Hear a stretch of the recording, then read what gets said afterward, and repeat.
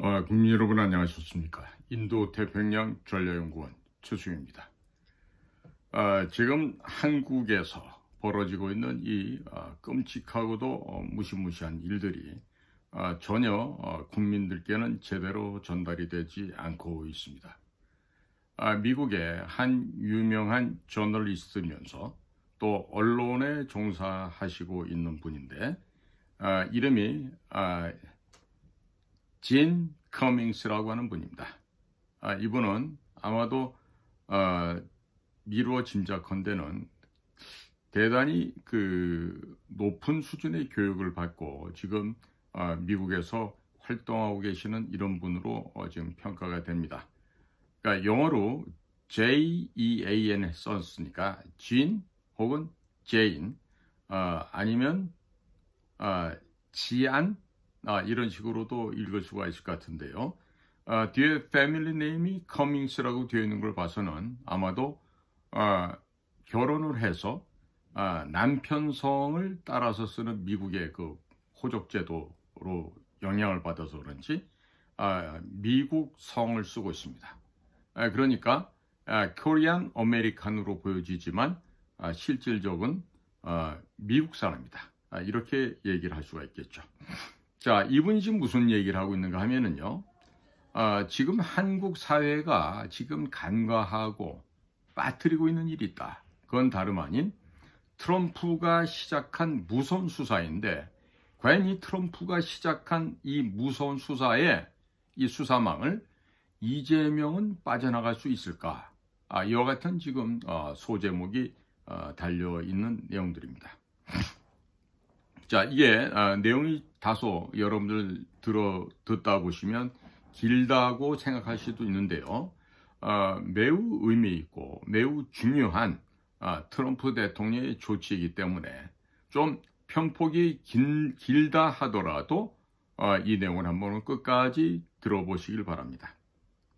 자, 미국 법무부 해외 부패 방지법 FCPA 집행 지침 발표에 관하여라는 제목입니다. 이 FCPA는 Foreign, C는 Corrupt, P는 Practices, A는 Act. 그래서 FCPA 이렇게 하는데 보통 해외 부패 방지법이라고 우리는 번역을 해서 이해를 합니다. 자, 이 바로 미국의 해외 부패 방지법인데요. 지나간 6월 9일입니다. 미국에서는 트럼프 행정부가 이 해외 부패 방지법 Foreign Corrupt Practices Act 집행 재개 지침을 발표하면서 국가안보와 연계된 초국적인 부패 및 자금 세탁 사건에 대한 강화된 수사 방침을 공식화한 일이 있었습니다.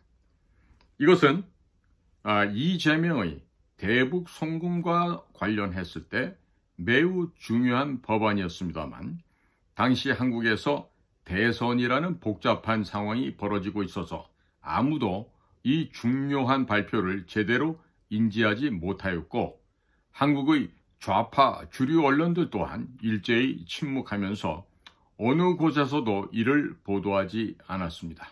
많은 한국인들이 이 사실을 전혀 모르고 있는 것 같습니다. 2025년 6월 3일 한국에서는 이재명이 대통령에 당선되었습니다. 부정선거 의혹 속에 정국이 급변하던 시기였습니다.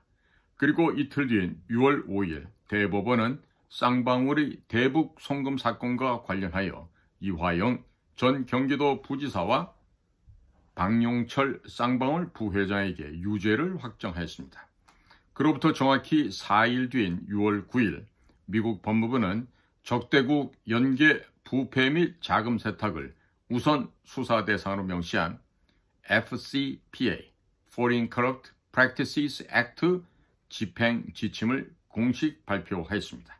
그런데 마침 이 타겟에 해당될 수 있는 쌍방울 북한 송금 사건은 미 법무부의 발표 직전에 이미 한국 대법원에서 유죄 판결을 받아 사실관계가 확정된 상태였습니다. 하지만 이 중요한 국제적 시그널은 당시 한국이 대선 충격과 정권 교체의 소용돌이에 휘말려 있던 상황이라 아무도 주목하지 않았습니다.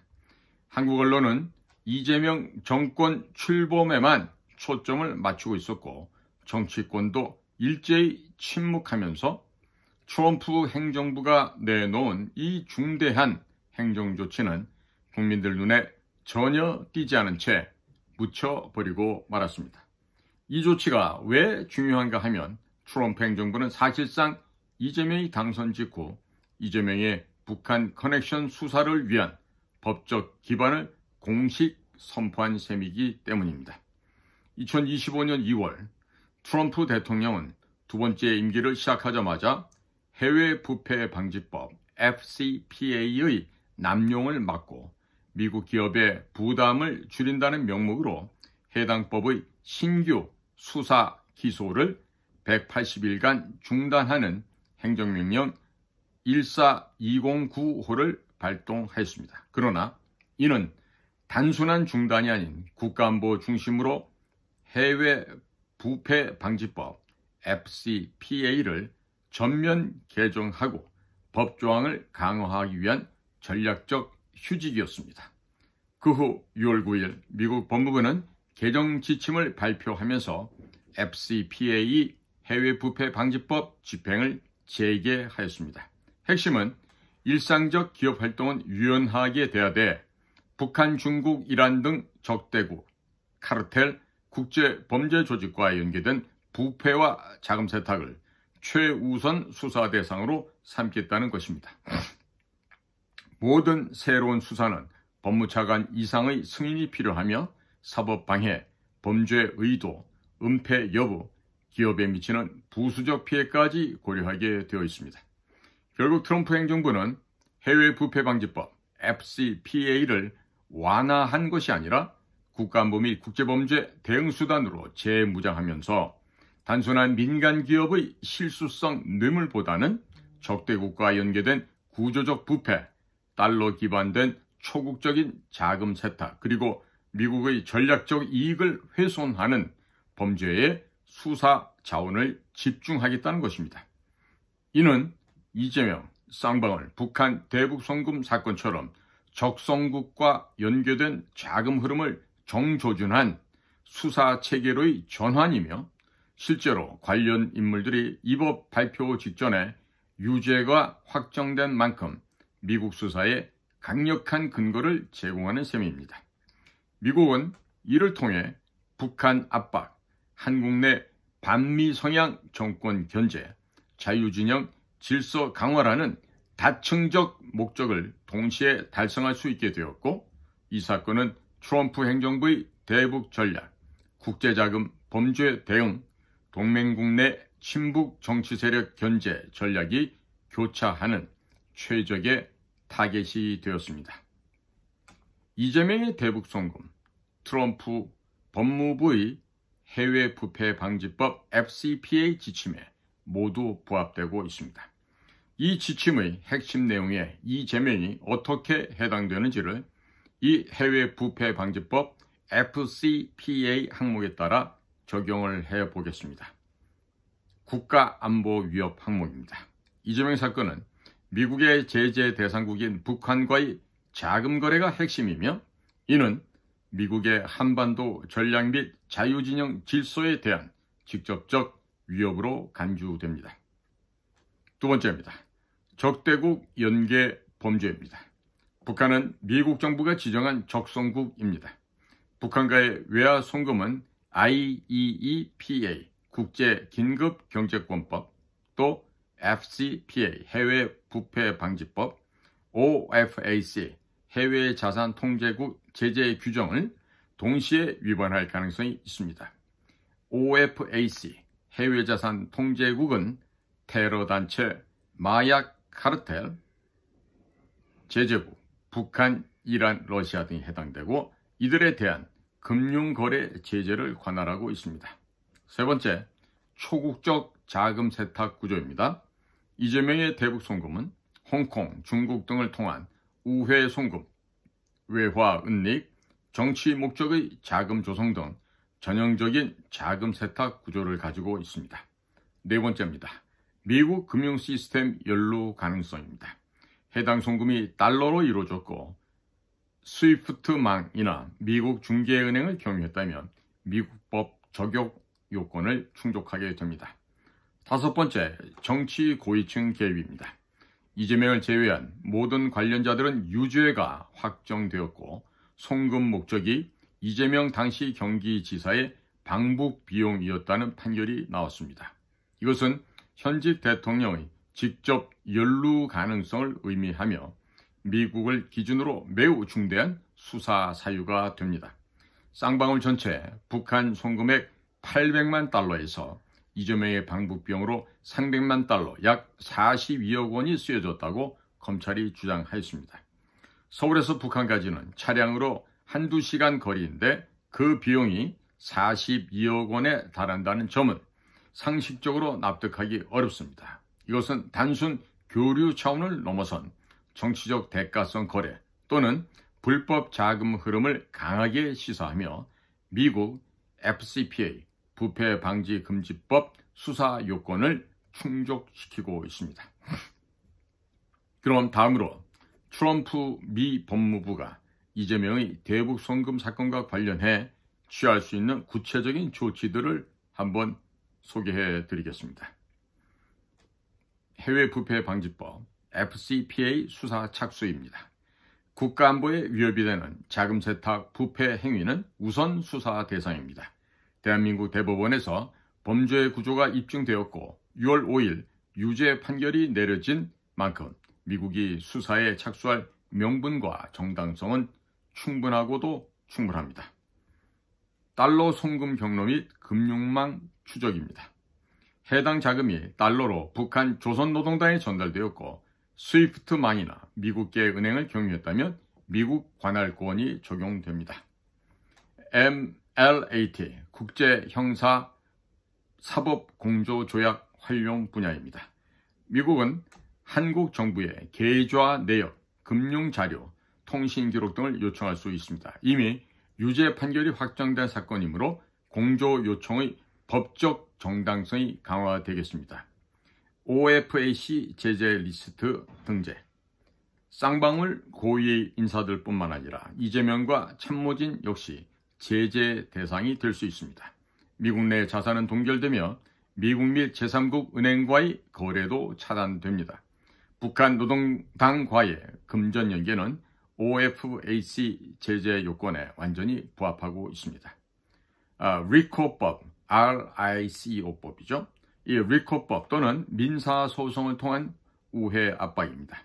형사 기소가 어려운 대통령 신분 특성상 리코법, 조직범죄법에 해당하는 이 법 혹은 민사소송을 통해 우회적인 법적 압박이 가능합니다. 쌍방울이 미국 내 법인이나 자산을 보유 중이라고 한다면 소송을 통해 이재명의 연루 정황을 공식 기록할 수 있습니다. 다음으로는 국제자금세탁방지법 AML 및 대북제재 위반 수사입니다. 북한 조선노동당에 송금된 외화는 테러자금 및 외환법 위반으로 간주될 수 있으며 이는 국가안보에 해당하는 범죄로 즉시 수사 대상이 됩니다. 다음으로 CIA, DNI 등 정보기관 방첩 수사 가능성입니다. 북한 또는 제3국 정보기관과의 접촉 정황이 포착될 경우 자금 흐름은 정보기관을 통해 감시, 분석, 수사 대상이 될 수 있습니다. 다음으로 국무부 및 백악관의 외교적 대응입니다. 한국 정부가 수사에 비협조적이거나 재판을 축소하거나 중단할 경우 미국은 외교 채널을 통해서 공식 항의 및 경고를 할 가능성이 있습니다. 이는 한미 FTA, 방위 분담, 기술 협력 등 실질적 외교 현안에 심각한 영향을 줄 수 있게 됩니다. 다음으로 트루스 소셜 및 공개 행정사안을 통한 국제 여론 압박입니다.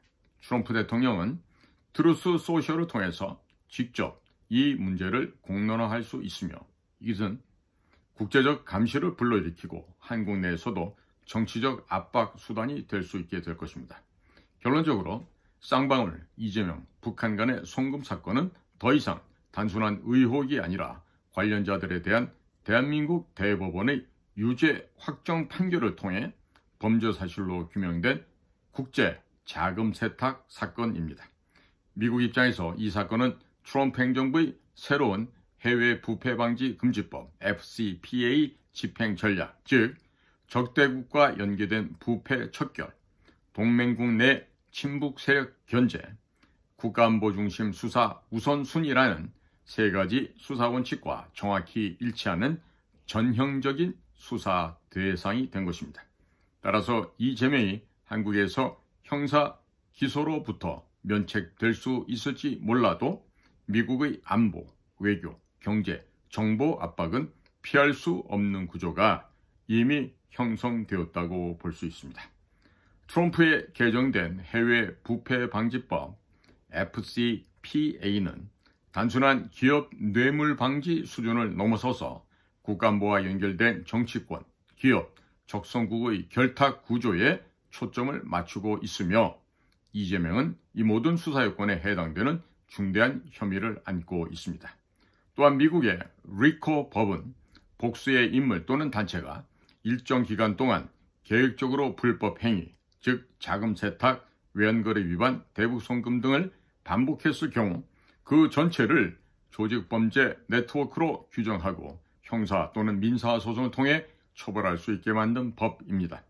이재명, 쌍방울, 북한 간 연결 구조는 이러한 리코 적용 요건에도 충분히 부합된다 하겠습니다.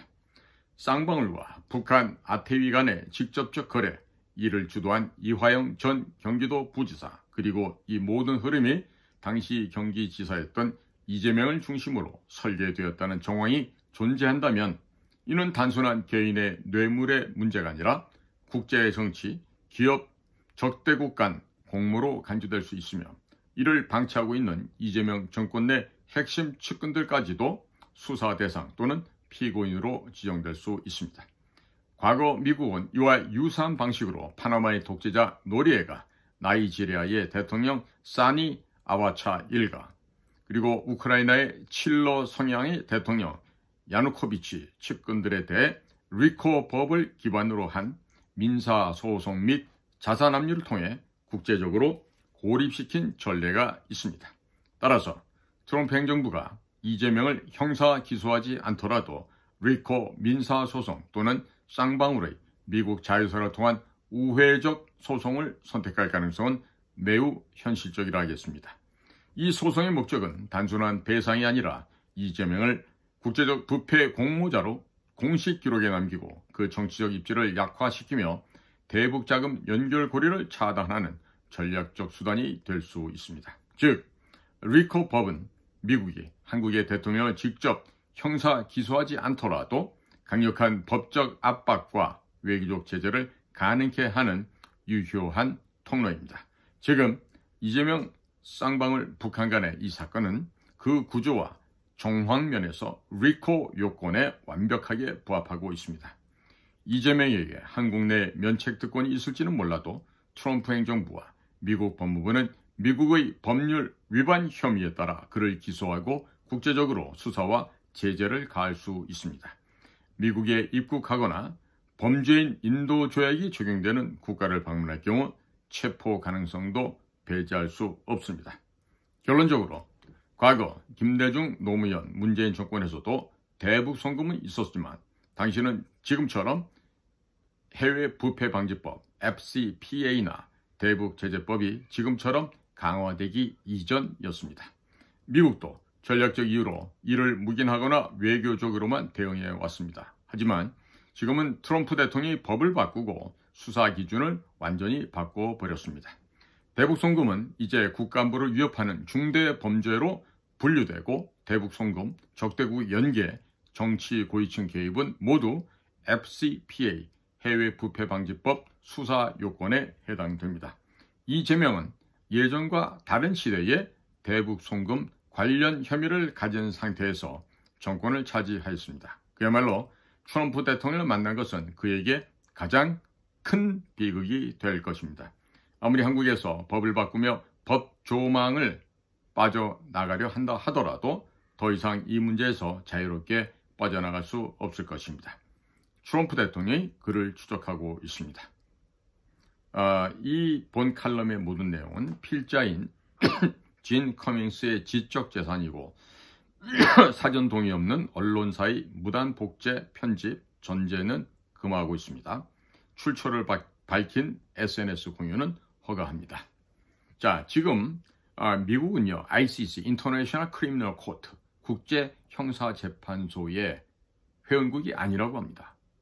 그렇다면 미국에서 대북 제재 법안을 내려놓은 노스코리아 생션을 위반한 명백한 근본 대북 불법 송금은 틀림없이 미국 법정에 설 수밖에 없는 그런 모양새로 진행이 되겠고, 또 미국의 간할건이 미치는 세계 어디를 대통령이다 하는 자격을 갖고 갔다 하더라도 현지에서 미국 요원들 혹은 인터폴 요원들에 의해서 현장에서 그대로 체포될 수 있다는 얘기죠. 지금 캐나다 알버타에서 열렸던 G7 정상회담에서 정말 천국을 벌렸죠. 초청 받았는지 안 받았는지 모르고 그런 상태에서 무작정 가고 또 하루 늦게 가고 이런 상황에서 분명히 우리나라 대통령실과 외교부는 트럼프 대통령과의 회담을 조율 중이라고 했습니다. 그러나 그 말이 그냥 트럼프 대통령이 아무 얘기도 하지 않고 워싱턴 돌아가는 바람에 모두 새빨간 거짓말로 탄로가 나고 말았습니다.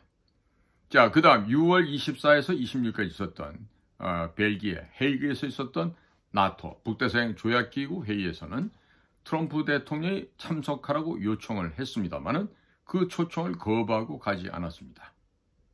자, 이제 와서는 7월 말에 미국과의 정상회담을 또 조율하고 있습니다. 마치 조율 호소인이라도 된 사람들 같습니다. 자, 지금 80억대 이상의 부를 축적한 부동산 전문가가 지금 국가안보실 실장이 됐어요.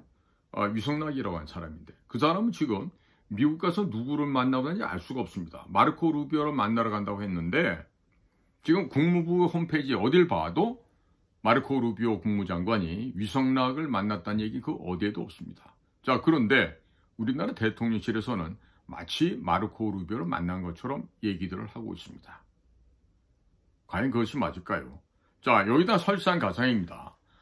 이현주가 대미 특사단장이 되면서 또 무슨 국회의원 아이들 몇 하고 그 80이 넘은 노망난 늙은이 한 사람이 미국의 특사로 간다고 부릅니다. 과연 비자는 나올까요? 에스타는 발급이 될까요?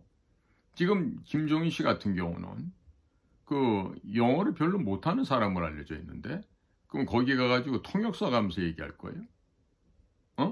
아니, 특사단으로 간 사람이 영어도 안 되는 사람이 가서 거기서 만약에 통역이 없으면 어떤 식으로 얘기를 전달하려고 합니까?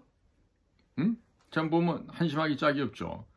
김종인 씨는 제가 알고 있는 한 그 사람의 경력은 옛날 옛적에 외국어대학교 도곡갈 나와서 독일에 유학 가서 독일에서 동문학을 한 게 아니라 무슨 경제학을 했다 그래요.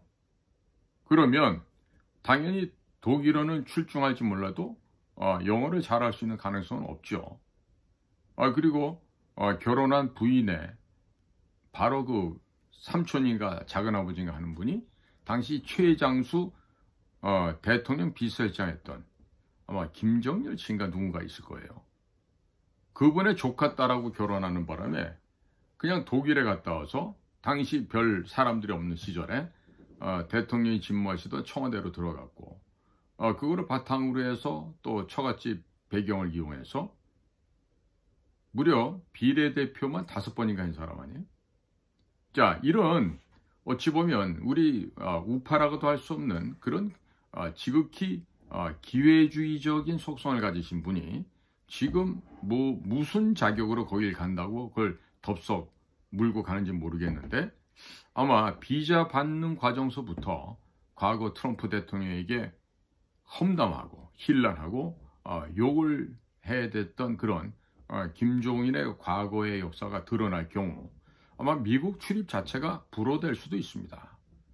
거기다가 이현주 씨 같은 경우는 국회의원이라고 막 거길 가는 모양인데, 이현주 정도의 실력과 외모를 갖고 워싱턴의 화이트하우스에서 문을 열어줄까요? 응? 아니, 굉장히 트럼프 대통령이 여성 보는 눈이 높으신 분인데, 이현주를 보고서 과연 오케이, 베이비, come in 이렇게 할 것 같습니까? 제가 볼 때는 0%입니다. 가능성은. 자, 그러면 영어도 잘 안 되는 애들을 지금 대통령 특사랍시고 보낸다. 1등석을 타든지 또 그러고 폼 잡고 가겠죠? 그럼 가서 만약에 워싱턴에서 덜레스 에어포트에서 입국이 안 되면 어떻게 돼? 바로 돌아와야 될 거 아니에요. 응? 어떻게 될지 모르는 이와 같이 좀 참담한 상황이 계속해서 벌어지고 있습니다. 자, 오늘 제가 이 미국에서 계시는 이 진 커밍스의 이 지적 재산을 제가 너무나도 분석을 잘 해놓고 훌륭한 얘기라서 우리 대한민국 국민들에게도 알려드려야 된다는 생각을 갖고 오늘 이 방송을 하게 되었습니다. 경청해 주셔서 감사를 드립니다. 안녕히 계십시오.